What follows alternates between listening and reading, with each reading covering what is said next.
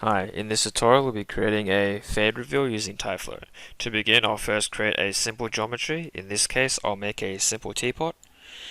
And once that is done, I'll have to create a copy of this by creating a clone and then leaving the object selection on copy. Once that is done, I will change the color of the clone so I can differentiate both of them. I'll make it red. Once that is done, I'll have to extrude this by first converting it into a editable poly. In selection, I'll pick polygon selection and select just the red teapot. Then I will extrude it and I'll set it to along the local normal and I'll extrude it by 5 centimeters. Move this, whoops, I didn't select everything, hang on. We'll try that again. Extrude 5 centimeters, make sure it's local normal.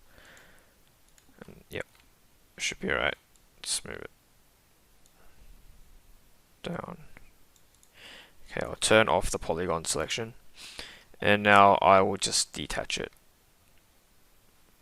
I need polygon selection 4, so select everything here, detach, and detach as clone. Yeah, once that is done, we should have, now I can turn off the polygon selection. Now we should have 2 copies. I'll just change the color of the second one and make it green. Yep, once that is done, in the modifier list I'll be adding a shell to our second copy, like so. And once that is done, I will right click and collapse all and hit yes.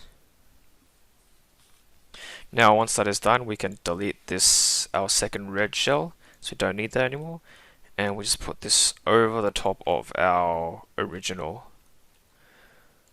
And since it's extruded and it's larger, it should be able to fit over it really nicely.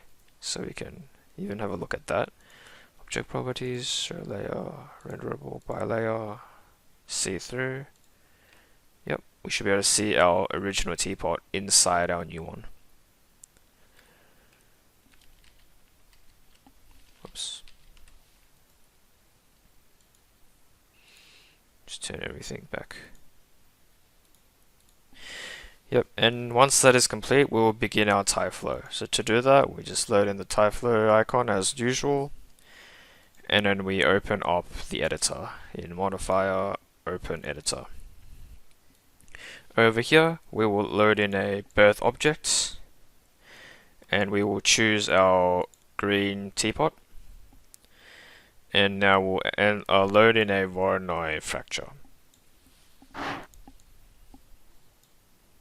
We'll set it to 1000 points, and also a physics shape, which will cause our Voronoi fracture to activate. However, since it's set on small dots, there's a bit of lag, so I need to remember to change display to geometry once this responds. So change it from small dots to geometry. And once that is done, as you would have known by now, just putting in a physics shape will cause the teapot to crack immediately. To fix this, we would of course need to load in a physics switch, and we put that right underneath the shape, and we set that to kinematic. Next, we'll have to put in a time test. This is to allow us to have like a gradual breaking effect during the cracking, so it doesn't just immediately fall apart straight away. And we'll change the test value from 10 to 50 and variation from 3 to 50. And that we should have a much more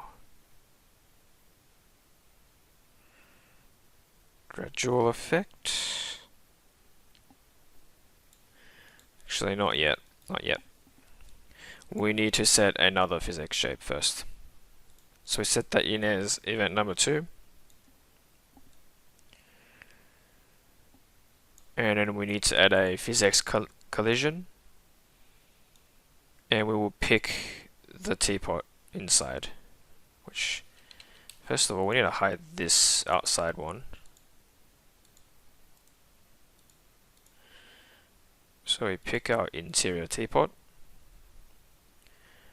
and then we will connect that to the time test, and we've hidden our Tyflow by the looks of it.